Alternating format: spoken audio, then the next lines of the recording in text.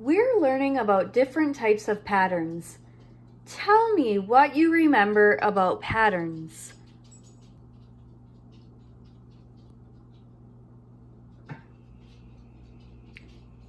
Patterns are repeated. They can include repeated lines, shapes, colors, movements, and sounds. They are consistent and predictable. The zebra has a body with a striped pattern.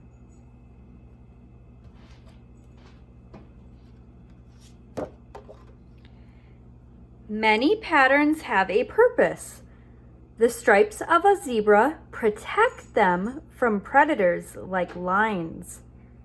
Most animals are colorblind, so the stripes blend in and confuse predators. Each zebra has a unique pattern of stripes that can be used like a fingerprint. Name another animal with a distinctive pattern. This monarch caterpillar also has a body with a striped pattern.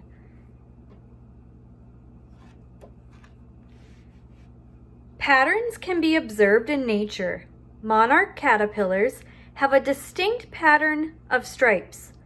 Their stripes are black, yellow, and white. The monarch caterpillar is poisonous to predators. Their distinct and colorful pattern is a warning to predators to stay away. Giraffes also have bodies with striped patterns. All giraffes have coats with brown patches. The pattern of each giraffe's patches is unique, just like our fingerprints. The pattern on a giraffe is irregular. The pattern on a giraffe does not go on and on. Most animals are colorblind, so the patches make it harder to see their outlines and confuse predators. Today, we are going to see more patterns. I wonder if we will learn more about different types of patterns in nature. Bees, Snails, and Peacock Tails by Betsy Franco and Steve Jenkins.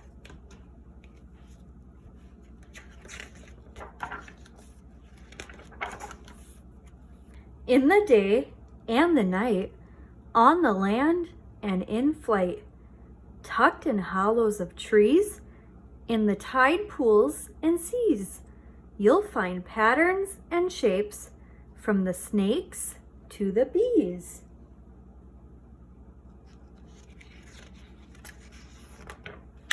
So patterns are lines and shapes that do what? Yeah, repeat. Study a beehive and you will see the mathematical genius of the bee. The hexagons you'll find inside fit side by side by side by side. This math is passed mysteriously from worker bee to worker bee.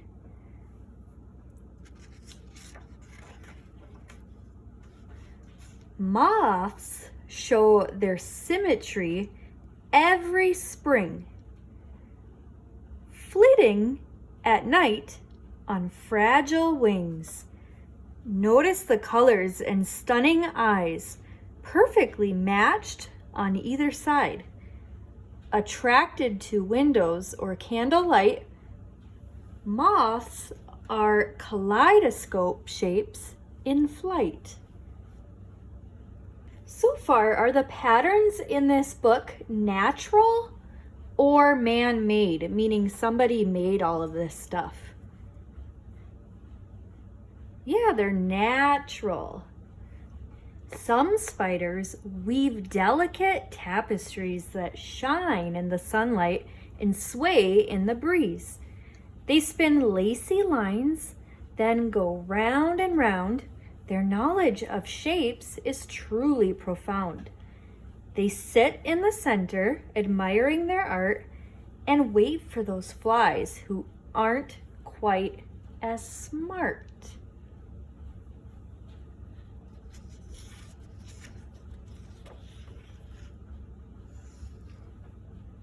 If you should meet a peacock pair, the male's the one with all the flair.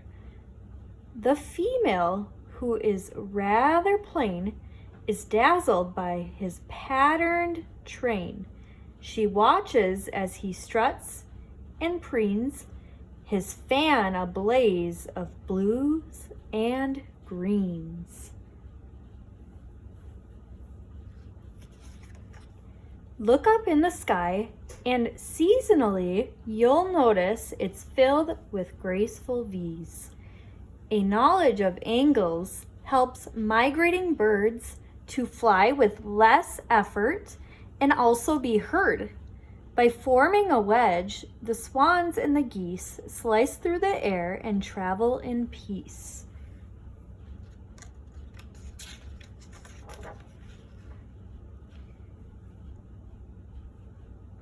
When a foraging ant leaves a scent on the ground, then the worker ants know where the food can be found.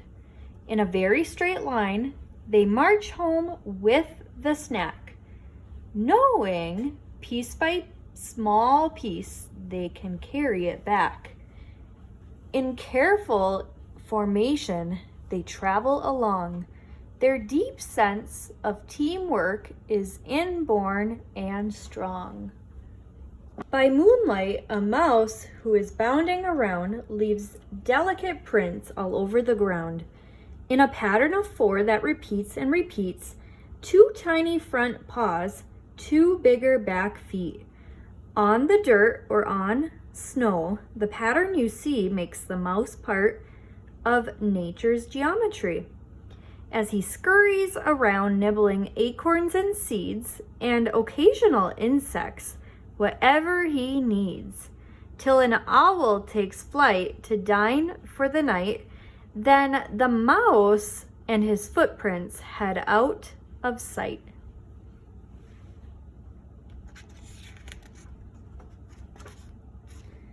On diamondback snakes and on copperhead snakes, you'll recognize diamond and triangle shapes.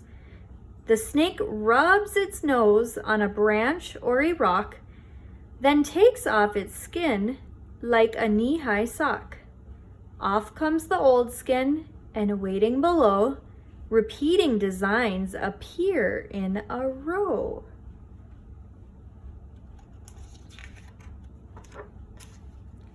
Sea stars have 5 arms or 6 arms or more, with sensors called eye spots that help them explore. They grow back an arm if they get into scrapes, for they take such great pride in their bright starry shapes.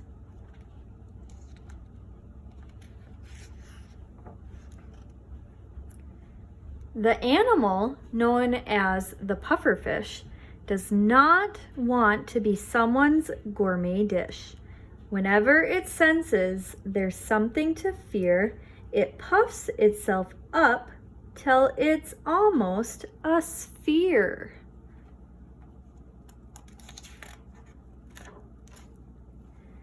The beautiful spirals on top-shell snails are immature castles with tiny details.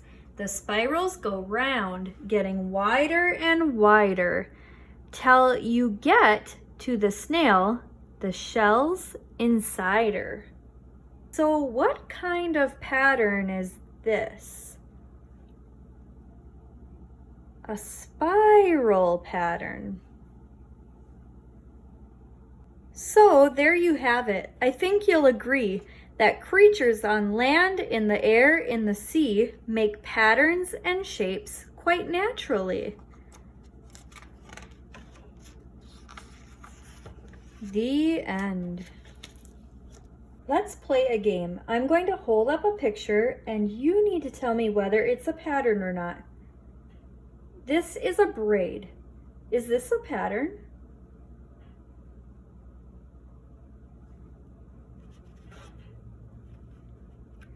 Many patterns have a purpose. Patterns are repeated, consistent, and predictable.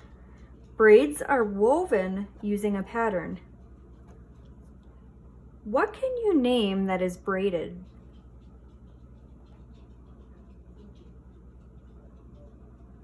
Ropes, hair, ribbons, bracelets, rugs.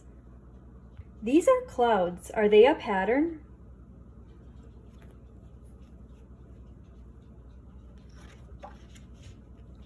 Clouds form in the sky.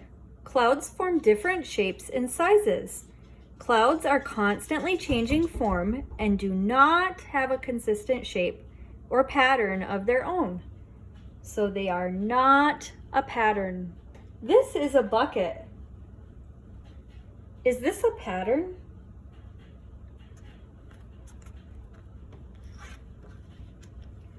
Buckets are containers. Buckets are used as a tool. Buckets may have a design printed on the outside, but they are not a pattern by themselves. This is a candy cane. Is this a pattern?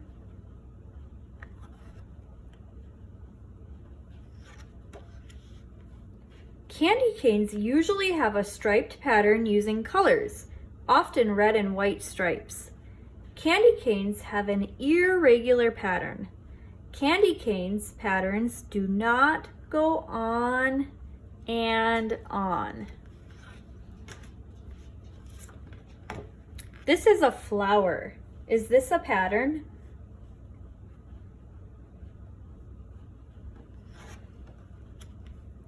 Flowers are part of a plant. Flowers are colorful and often have a pattern. Flowers on the same plant have the same pattern.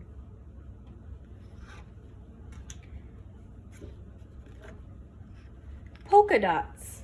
Is this a pattern?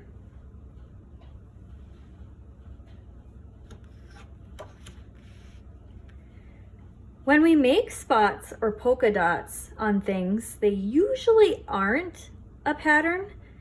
When fabric or paper is made with polka dots, it is made in a repeating pattern. So we're gonna look at the pictures on the front and I want you to tell me which polka dots have a repeating pattern. Is it picture number 1 or picture number 2? Yeah, it's picture 1 because these dots are equally spread away from each other, whereas here in the second picture, they're kind of all over. For example, these two are closer, whereas these two are further away. So polka dots on fabric or paper are usually patterns.